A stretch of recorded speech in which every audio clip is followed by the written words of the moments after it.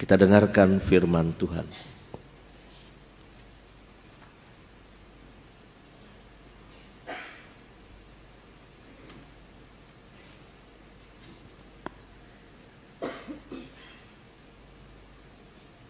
Bacaan dari kitab Yesaya. Tuhan telah membuat jalan melalui laut dan melalui air yang hebat. Ia telah menyuruh kereta dan kuda keluar untuk berperang dan membawa tentara serta pasukan yang gagah, yang terbaring dan tidak dapat bangkit lagi, yang sudah mati dan padam laksana sumbu.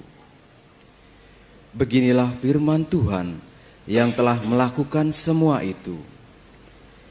Janganlah ingat hal-hal yang terdahulu, dan janganlah perhatikan hal-hal yang dari zaman purbakala. Lihat, aku hendak membuat sesuatu yang baru, yang sekarang sudah tumbuh. Belumkah kamu mengetahuinya? Aku hendak membuat jalan di padang gurun dan sungai-sungai di padang belantara. Binatang hutan akan memuliakan aku, demikian pula serigala dan burung unta. Sebab aku telah membuat air memancar di padang gurun dan sungai-sungai di padang belantara, untuk memberi minum umat pilihanku, umat yang telah kubentuk bagiku, akan memberitakan kemasyuranku. Demikianlah sabda Tuhan. Syukur kepada Allah. Bacaan dari surat Rasul Paulus kepada jemaat di Filipi. Saudara-saudara, segala sesuatu kuanggap rugi karena pengenalan akan Kristus Yesus Tuhanku lebih mulia dari semuanya. Oleh karena Dialah aku telah melepaskan semuanya itu dan menganggapnya sampah, supaya aku memperoleh Kristus dan berada dalam Dia, bukan karena kebenaranku sendiri, karena menaati hukum Taurat, melainkan dengan kebenaran karena iman kepada Kristus, yaitu kebenaran yang dianugerahkan Allah berdasarkan kepercayaan. Yang kukehendaki ialah mengenal Dia dan kuasa kebangkitannya dan bersatu dalam kematiannya, di mana aku menjadi serupa dengan Dia dalam kematiannya, supaya akhirnya aku pun beroleh kebangkitan dari antara orang mati. Bukan berarti aku telah memperoleh hal ini atau telah sempurna, melainkan aku mengejarnya. Kalau aku dapat juga menangkapnya, karena aku pun telah ditangkap oleh Kristus Yesus. Saudara-saudara, aku sendiri tidak menganggap bahwa aku telah menangkapnya, tetapi inilah yang kulakukan. Aku melupakan apa yang telah di belakangku dan mengarahkan diri kepada apa yang ada di hadapanku. Aku berlari kepada tujuan untuk memperoleh hadiah, yaitu panggilan surgawi dari Allah dalam Kristus Yesus. Demikianlah sabda Tuhan. Syukur kepada Allah. Tuhan bersamamu Dan bersama rohmu. Inilah Injil suci menurut Santo Yohanes. Dimuliakanlah Tuhan. Sekali peristiwa Yesus pergi ke Bukit Zaitun. Pagi-pagi benar ia berada lagi di bait Allah, dan seluruh rakyat datang kepadanya. Ia duduk dan mengajar mereka. Lalu ahli-ahli Taurat dan orang-orang Farisi membawa kepadanya seorang perempuan yang kedapatan berzina. Mereka menempatkan perempuan itu di tengah-tengah, lalu berkata kepada Yesus, "Rabi, perempuan ini tertangkap basah ketika ia sedang berzina. Musa dalam hukum Taurat memerintahkan kita untuk melempari dengan batu perempuan-perempuan yang demikian. Apakah pendapatmu tentang hal ini?" Mereka mengatakan hal itu untuk mencoba Yesus, supaya mereka memperoleh sesuatu untuk menyalahkan dia. Tetapi Yesus membungkuk lalu menulis dengan jarinya di tanah. Ketika mereka terus-menerus bertanya kepadanya, ia pun berdiri lalu berkata kepada mereka, "Siapa saja di antara kamu tidak berdosa, hendaklah ia yang pertama melemparkan batu kepada perempuan ini." Lalu Yesus membungkuk lagi dan menulis di tanah. Tetapi setelah mendengar perkataan itu, pergilah mereka seorang demi seorang, mulai dari yang tertua. Akhirnya tinggallah Yesus seorang diri dengan perempuan itu yang tetap di tempatnya. Lalu Yesus berdiri tegak dan berkata kepadanya, "Hai perempuan, di manakah mereka? Tidak adakah seorang pun yang menghukum engkau?" Jawab perempuan itu, "Tidak ada, Tuan." Lalu kata Yesus, "Aku pun tidak menghukum engkau. Pergilah dan mulai dari sekarang jangan berbuat dosa lagi."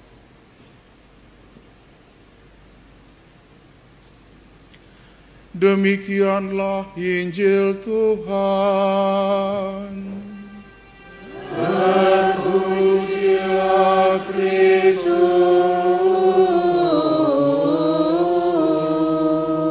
Sedikit renungan dari saya.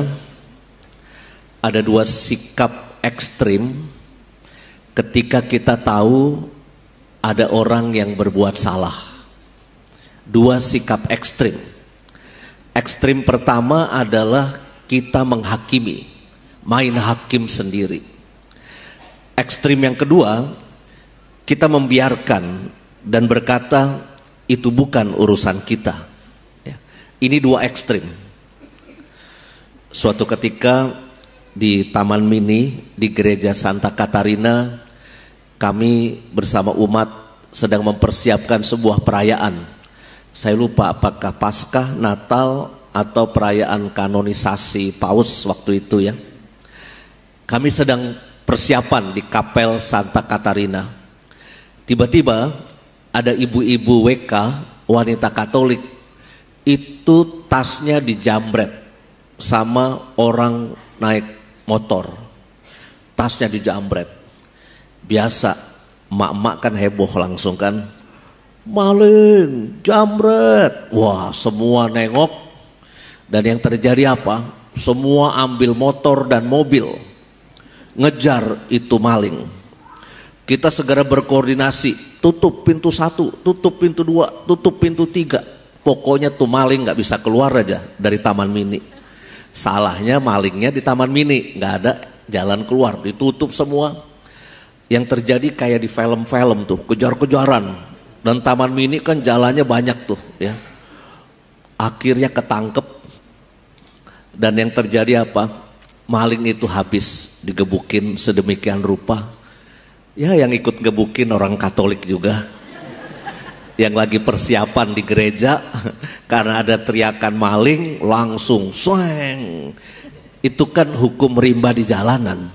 Yang terjadi di jalan raya juga gitu. Orang gak tahu apa-apa bisa tiba-tiba ikut-ikutan ambil helm, ngepruk mukul mobil juga bisa, padahal gak tahu perkaranya.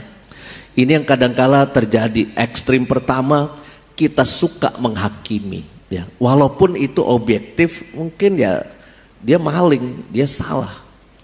Ekstrim yang lain membiarkan ya.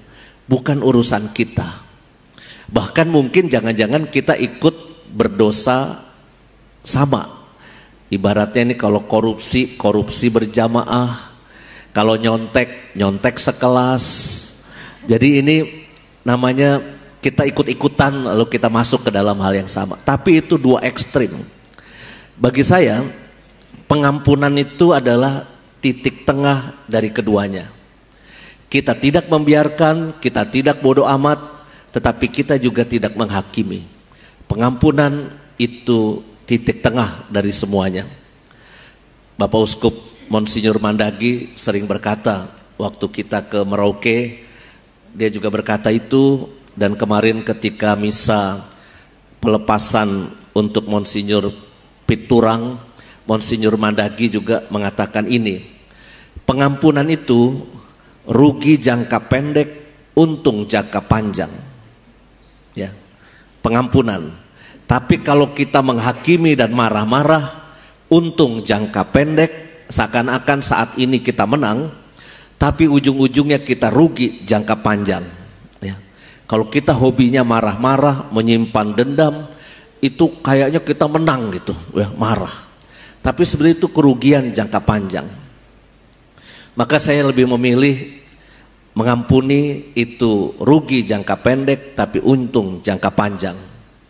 Misalnya kayak sekarang, saya mengampuni itu si Noprin sering pergi lah, belum pulang-pulang. Si Steve kemana lagi, ya? Si Edi Jelahu udah hilang ke Ruteng, ya. Saya mengampuni, tapi nanti saya untung jangka panjang. Kan nanti kan saya tua. Nofrin yang berjaya, masih muda, umurnya beda 20 tahun misalnya sama saya. Maka pasti dia akan merawat saya baik-baik. Maka saya untung jangka panjang. Sama jadi orang tua, jadi suami, jadi istri, jadi anak, sama kita gitu juga. Kalau kita cuma melampiaskan dendam dan amarah kita, apapun itu perkaranya, untung kelihatannya untung sekarang nih kita menang, tapi perkaranya nggak selesai-selesai dan mungkin merugikan jangka panjang. Terkait pengakuan dosa, ada juga dua ekstrim, ya, pengakuan dosa. Ada orang yang suka pengakuan dosanya itu detail, terlalu detail sampai lama. Saking panjangnya pakai nangis-nangis, curhat, nyeritain kesalahan orang. Suami saya itu Romo, udah 5 menit ceritain suaminya. Sampai kita harus potong, Bu, dosanya ibu aja apa, dosanya ibu apa. Nggak usah ngomongin dosanya suami, saya bilang gitu. Ada orang yang suka detail, panjang, detail, lengkap gitu ya. Tapi kalau lagi musim pengakuan dosa seperti ini, pengakuan dosa dicampur dengan konsultasi, itu bikin repot seluruh paroki, ya, yang ngantri panjang. Tapi ada juga orang yang ekstrim lain, suka nutup-nutupin dosanya. Romo, dosa saya adalah melanggar 10 perintah Allah. Kelihatannya komplit, tapi itu dia nutupin dosanya apa, ya. Maka saya kira kita akan melakukan di Samadhi, kami para Romo akan melayani pengakuan dosa, tapi caranya khusus. Kami tidak mau berlama-lama. Jadi kalau mau konsultasi, mau cerita, mau curhat, cari hari lain sesudah Paskah. Waktunya minta maaf cuma satu, yaitu Jumat sore sesudah Jalan Salib. Karena setelah cocok-cocokan jadwal, ini sepertinya Jumat sore sesudah Jalan Salib. Caranya bagaimana? Para Romo akan duduk di 6 sudut. 1, 2, 3, 4. Ntar nanti diatur 6 itu bagaimana. Umat yang mau ngaku dosa diatur misalnya 15 orang di tengah. Jadi ketika kursi sana kosong, langsung ke sana. Dan dosanya bisik-bisik aja, nggak usah keras-keras, supaya nggak kedengeran. Karena kalau di Filipina itu jaraknya 10 meter itu 1 romo, 10 meter 1 romo. Dan yang diucapkan singkat. Pengakuan dosa terakhir 1 tahun yang lalu. Dosa-dosa saya adalah 1, 2, 3, 4, 5. Dah, jangan dibanyak-banyakin. 10, 12 ditambah-tambah gitu. Mulai dari dosa yang paling berat, mulai dari dosa yang paling membebani atau sering dilakukan. Lalu sesudah itu saya menyesal dan mohon penitensi. Romo juga tidak akan memberikan nasihat langsung atas kuasa gereja yang dilimpahkan kepada saya, langsung memberikan pengampunan. Penitensinya sama, 3 Salam Maria. Kecuali kalau Romo membisikkan tambahan penitensi, ya. Yang umum penitensinya 3 Salam Maria. Maka mungkin Jumat sore besok untuk Anda-anda yang mau pengakuan dosa ekspres, mari datang ke Samadhi, ya. Nanti ada suster yang mengatur di luar bagaimana siapa yang dialirkan masuk ke sini, 15 orang, 5 ada di setiap sudut, 10 menunggu. Ketika 5 sudah keluar, 5 lagi kan menyebar. Maka lalu dimasukkan lagi 5 orang dan seterusnya. Mudah-mudahan ini membantu untuk Anda yang ingin mengaku dosa, dan kami yakinkan soal pengakuan dosa kita nggak peduli wajah Anda. Kenal sama Bu Parmi ini, dosanya Bu Parmi ini nih. Enggak, saya nggak peduli wajah Anda dan kita tidak peduli juga siapa Anda gitu. Pokoknya langsung diampuni. Kalau bisa romonya merem, ya, pakai tutup mata, nggak usah lihat gitu. Ya intinya mari kita, ini cuma ingin membantu. Mungkin ada paroki-paroki yang kewalahan, walaupun mungkin bukan tugas kami, tapi mudah-mudahan nanti kita bisa mengumpulkan beberapa Romo OKS, ya Romo Step, Romo Steve, Novrin, Edi Jelahu, Romo Aji, ya kita akan bersama-sama di sini. Kalau perlu yang sudah meninggal juga kita datengin, Romo Hadi Wijoyo, Romo Franz Doi, ayo turun semua. Ya, maka Jumat sore sesudah Jalan Salib kita akan cek nanti tempatnya, apakah di sini, tergantung di sini ada acara apa enggak, ada pengumuman nanti pas Jalan Salib itu, ya. Terima kasih untuk kebersamaan kita, dan mudah-mudahan ini semakin memperteguh penghayatan kita untuk pertobatan